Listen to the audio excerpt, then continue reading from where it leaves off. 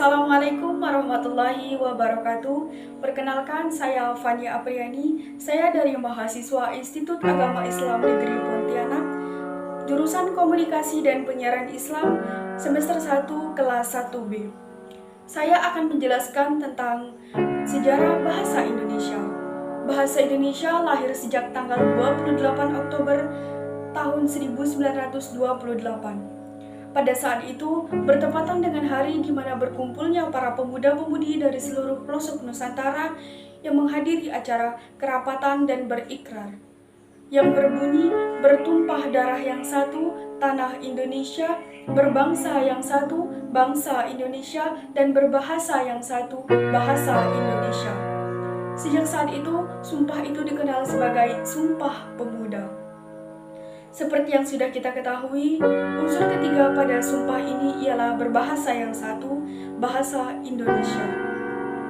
Bahasa Indonesia disahkan kedudukannya sebagai bahasa negara ialah pada tanggal 18 Agustus 1945. Karena pada saat itu, Undang-Undang Dasar 1945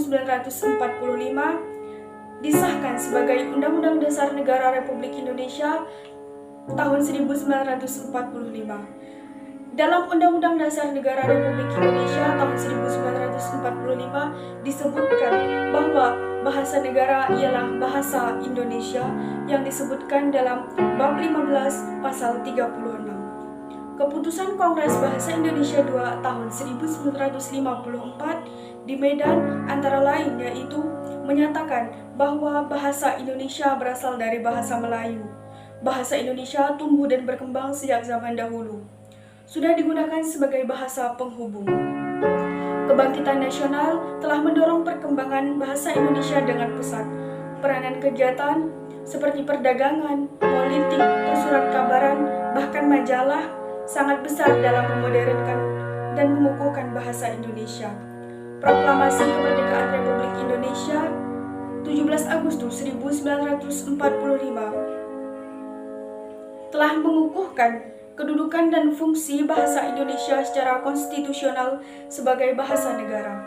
Kini, bahasa Indonesia telah dipakai di seluruh kalangan, baik di kalangan masyarakat pusat maupun daerah.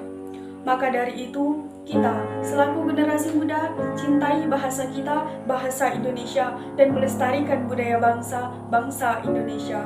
Mungkin hanya itu yang dapat saya sampaikan, kurang dan lebihnya mohon maaf. Wabillahi taufiq wal hidayah. Assalamualaikum warahmatullahi wabarakatuh.